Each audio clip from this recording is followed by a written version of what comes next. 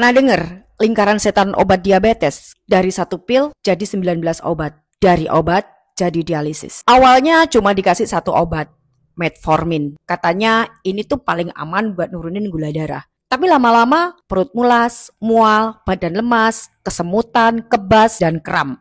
Dokter kasih tambahan, omeprazol buat lambung, gabapentin buat kebas dan kram, vitamin B buat cegah kekurangannya. Tapi gula masih tinggi. Lalu datanglah obat kedua, glibenclamid. Obat untuk paksa pankreas kerja keras produksi insulin. Hasilnya gula turun. Iya betul.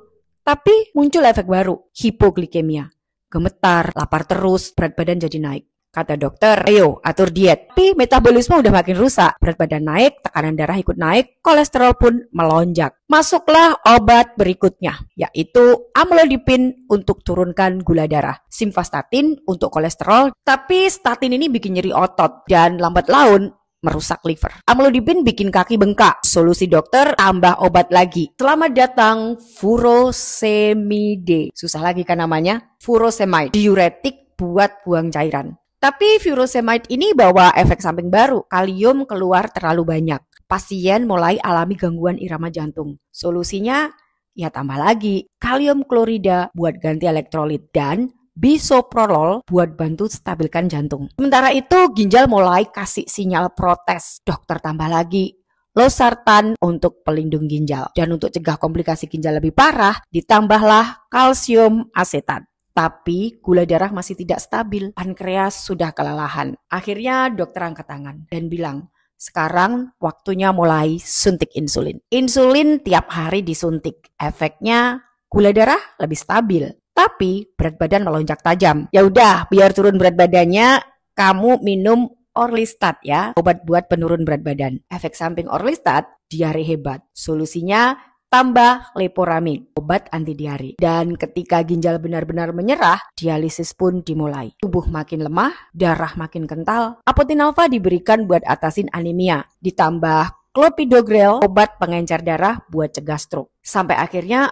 kamu mulai depresi. Terlalu banyak komplikasi, terlalu lelah dengan obat yang makin banyak, tapi badan makin rusak. Dokter pun kasih sertralin antidepresan. Tadinya kamu hanya minum satu obat, yaitu metformin, tapi sekarang setiap hari kamu harus minum ini. Dulu kalau disuruh minum suplemen, aku pakai obat dokter aja, lebih aman.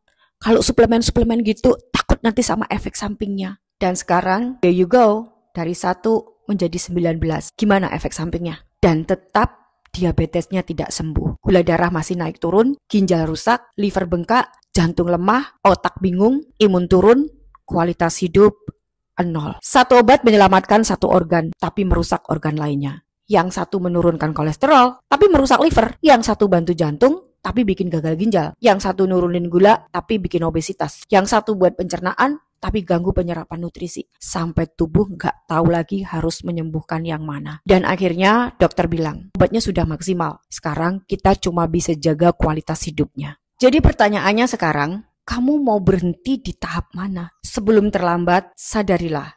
Obat itu kontrol, bukan pemulihan. Kalau hanya bergantung pada obat tanpa ubah gaya hidup, kamu sedang berjalan pelan-pelan menuju rusaknya tubuhmu sendiri. Masih ada waktu kok, masih bisa dibalik. Kalau kamu siap ubah pola makan, atur metabolisme, dan bantu tubuh pulih dari dalam. Kamu gak harus ikut antre di ruang dialisis. Bisa kok, kalian tidak tergantung dengan obat-obatan seumur hidup. Aku banyak banget melihat bukti orang-orang yang bisa mencapai remisi, baik yang aku dampingin secara pribadi atau yang melakukannya sendiri. Kalau mereka bisa, kamu juga bisa. Share video ini jika menurut kamu bisa bermanfaat.